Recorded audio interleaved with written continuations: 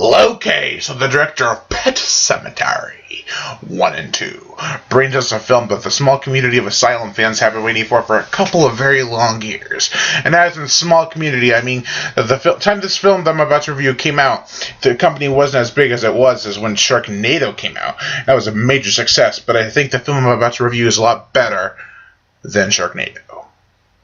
And that's saying quite a bit.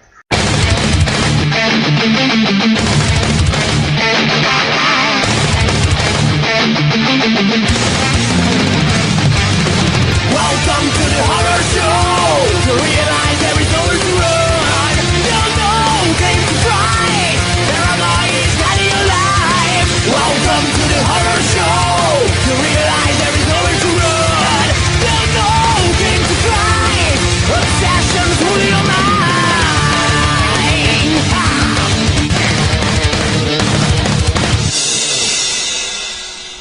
Megapython vs. Gatoroid. A film that, I kid you not, stars Debbie Gibson from Mega Shark vs. Giant Octopus and Mega Shark vs. Mecha Shark, and Tiffany Darwish from Mega Piranha. Now, all 80s pop fans and Sci-Fi Channel lovers probably know who Debbie Gibson and Tiffany are, most likely.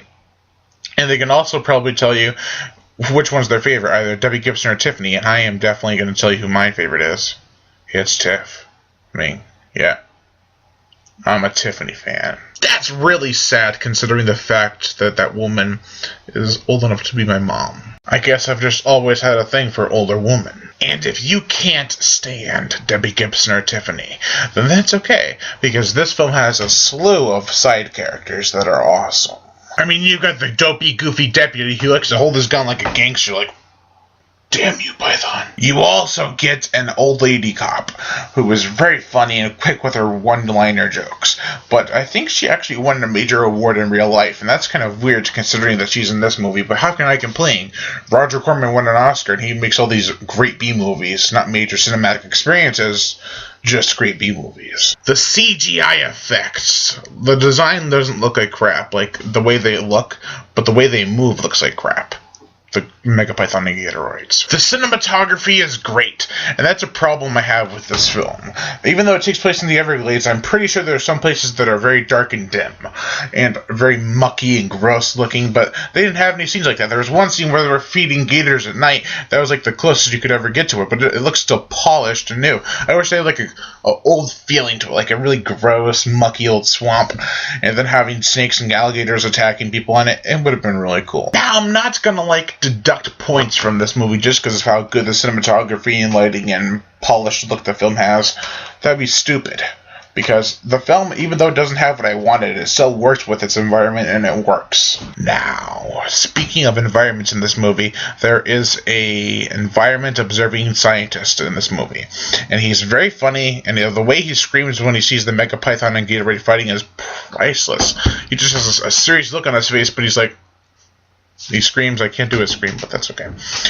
And Tiffany doesn't want him in the park or the area because she wants to take care of the pythons her own way in the most stupidest way I've ever heard a plot being constructed. She wants to make bigger gators to get rid of the pythons. Won't that backfire just so nicely? But I'm not going to get angry at Tiffany because Debbie Gibson's the one who starts the whole damn thing by releasing snakes into the Everglades. And then she's all trying to frame Tiffany because she tries to make bigger gators, get rid of them because she has really no more options. And then after her husband's killed, and then they have a party, not because her husband's dead, that sounded really out of place, but it's not what I meant. They have a party a couple months later, and Debbie Gibson comes to the party, and she's like, it's not enough that you had to kill your own husband, but you had to kill other innocents as well. I'm like, you stupid little bitch. If I were her, I would kick your ass. And then when I thought that Tiffany does the exact same thing, I was thinking she literally gets bitch slapped. This film has great characters and dialogue, awful but gloriously cheesy special effects, really fun sequences of chase scenes and explosions, and just these lines they say when something like, I've always hated that mall as the mall's being destroyed by the Megapython and Gatoroid.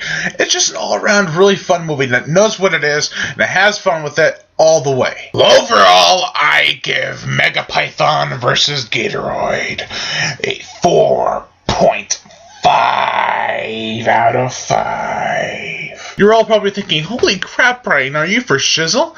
And I'm like, yeah, I am, because Piranha 3D is like the equivalent to the cinematic B-movie Gold, and Megapython vs. Gatoroid is the equivalent to movie Gold for Sci-Fi Channel. It's the perfect way to combine all the things you love about sci-fi into one film.